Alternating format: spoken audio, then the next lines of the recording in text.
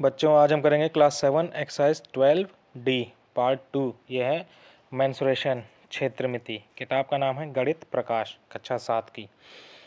तो सवाल नंबर 4 करते हैं। त्रिभुजाकार क्षेत्रों के क्षेत्रफल वर्ग मीटर में निकाले हैं। ये आपको याद रखना है कि हमसे ये पूछा है कि हमें वर्ग मीटर में निकालने हैं। उनकी आधार और संगत ऊंचाई हमको दे रखी है।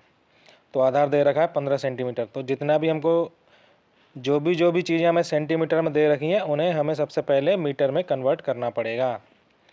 तो 1 मीटर बराबर होता है 100 सेंटीमीटर। और हमें सवाल में दिया है 15 सेंटीमीटर आधार। तो इसको हमें मीटर में कन्वर्ट करने के लिए हमें 100 से भाग देना पड़ेगा, यानी कि ये आ जाएगा 0.15 मीटर। 15 सेंटीमीटर बराबर आपका होगा 0.15 मीटर। इसी तरह हमें ऊंचाई दे रखी है 8 सेंटीमीटर। तो 8 सेंटीमीटर बराबर हो गया 8/100 मीटर, यानी कि 0.08 मीटर। चलिए सवाल करके देख लेते हैं। फार्मूला होता है half base into height. Half base हमने अभी निकाला 0.15 मीटर। 0.15 गुणा 0.08, इसको हमें सॉल्व करना है। तो इसको सॉल्व करने के बाद हमारा उत्तर आएगा 0.006 मीटर स्क्वायर, और यही हमारा उत्तर है। इसको और अच्छे से सरल तरीके से गुणा अगर हमें करना है, मतलब सरल तरीके से हमें अगर गुणा करना है तो एक बार करके देख लेते हैं। 15 सेंटीमीटर बराबर था 15/100 मीटर। 8 सेंटीमीटर बराबर है 8/100 मीटर।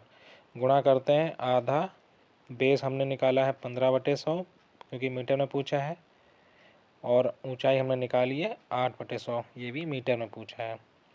तो सीधा हम कर लेते हैं। ये आएगा 15 अट्ठे 120, आधा गुणा 120 बटा, ये आ गया आपका। अब हमें ये 2 से काट देना है, ये 6 बार जाएगा। हमारे पास बचेगा 60/10,000। तो इसको हम कैसे सॉल्व करेंगे? इस ज़ीरो से ये ज़ीरो कट जाएगा, मतलब हमारे पास बचा 6/1000।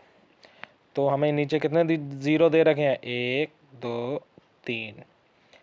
जितने ज़ीरो दे रखे हैं हमें ऊपर उतना ही अंक के पहले दशमलव लगाना पड़ेगा, यानी कि 6 1 2, यहाँ पे लग जाएगा आपका पॉइंट। हमें जितने ज़ीरो हमें नीचे दे रखे हैं उतने ही अंक हमें ऊपर लिखने हैं। तो नीचे हमें दे रखे हैं 1 2 3 ज़ीरो, ऊपर हमने कर दिया 1 2 3। उसके बाद यहाँ पे पॉइंट आ जाएगा और यहाँ पे भी हम एक ज़ीरो लिख देंगे। तो हमारा जो उत्तर आएगा वो यही आएगा 0.006 मीटर स्क्वायर, और यही हमारा सवाल नंबर 2 3 4 ये आपको खुद ही करने हैं। जैसे मैंने सवाल नंबर 1 समझाया बिल्कुल उसी तरह होंगे। जितनी भी भुजाएं आपको सेंटीमीटर में दे रखी हैं उनको आपको मीटर में बदलना है। उसके बाद एरिया का फार्मूला ये वाला लगा देना है और गुणा करके आपको उत्तर निकाल लेना है। अब हम करेंगे सवाल नंबर 5। निम्नांकित त्रिभुजों से घिरे क्षेत्रों के क्षेत्रफल ज्ञात कीजिए। हमें तीनों भुजाएं दे रखी हैं, एक 6 सेंटीमीटर 8 सेंटीमीटर और ये 10 सेंटीमीटर।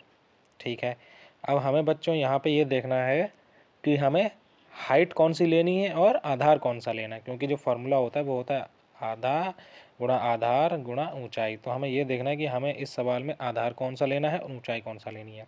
मैंने पिछले वीडियो में आपको बताया था कि हमें संगत ऊंचाई लेनी है, यानी कि हम जिस भी भुजा को हम आधार मानेंगे उसी भुजा पे एक लंब यानी कि एक परपेंडिकुलर होना चाहिए, हम उसी भुजा को ऊंचाई मानेंगे। तो हम इस सवाल में देखते हैं, पहले वाले सवाल में अगर हम इसको भुजा मान लें 6 सेंटीमीटर, यानी कि अगर हम